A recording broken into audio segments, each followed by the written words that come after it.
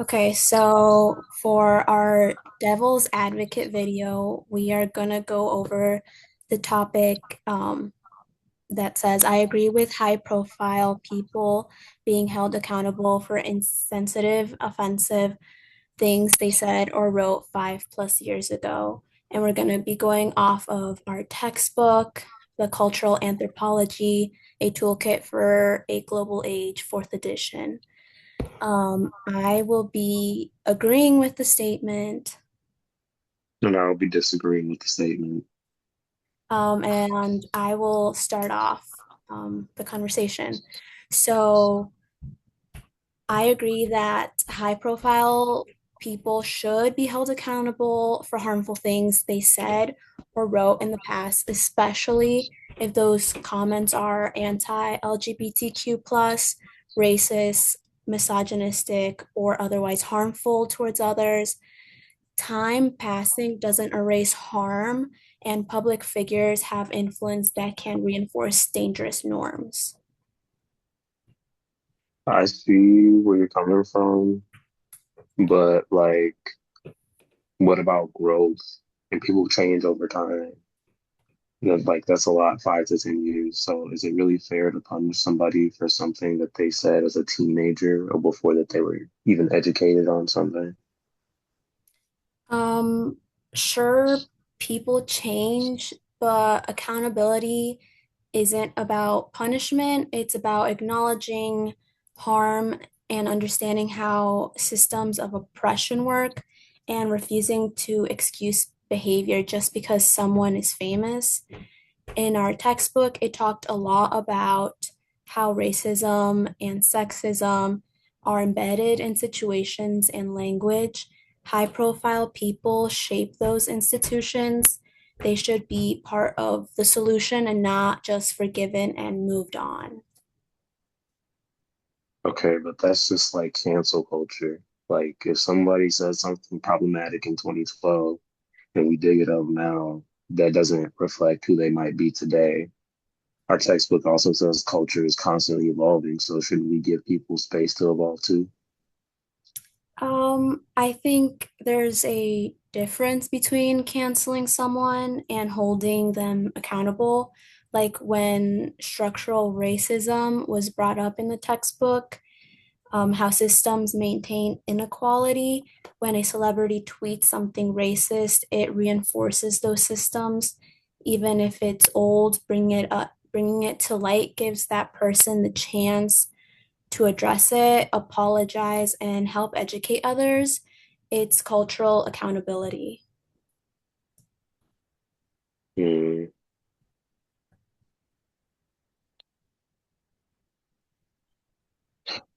But doesn't intent matter? What if it wasn't meant to be harmful at the time? Like I know in the textbooks it mentioned that gender norms and expectations have shifted dramatically. Maybe what somebody said back then wasn't considered offensive in their cultural context. True, but ignorance doesn't excuse harm. Think about gender or trans issues. Binary view of gender can be really limiting.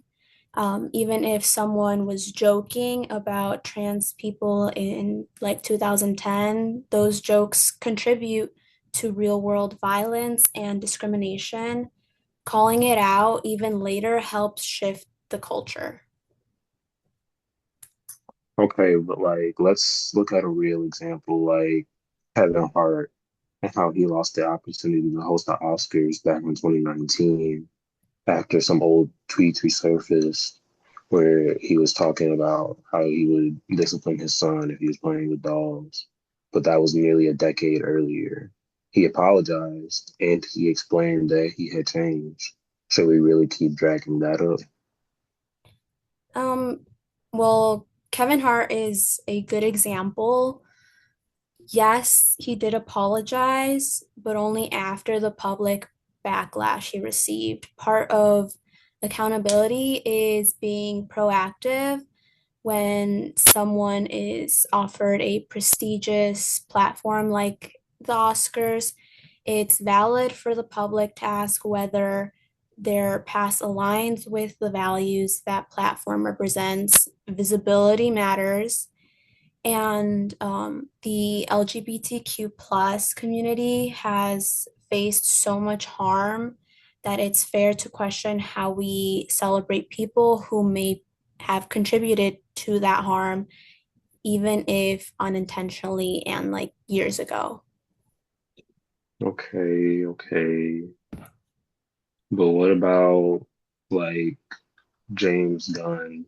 He was fired from directing Guardians of the Galaxy because of some jokes that he made on Twitter. He did apologize, and Disney eventually rehired him. Shouldn't that be the model? You know, just let people mess up, apologize, and then we move forward. Um, I think Gunn's case shows that there is room for redemption. I'm not saying people should permanently be exiled from public life, but the process of calling out harm matters and it pushes people to reflect and grow. That's something the textbook talks about indirectly when discussing how cultural values shift. We can't evolve if we never challenge the status quo. Okay, but it's so selective. Like some people get canceled and some people don't. Like look at politicians. Some have said racist or sexist things and they keep their jobs. Others lose everything over one bad tweet. There's no double standard.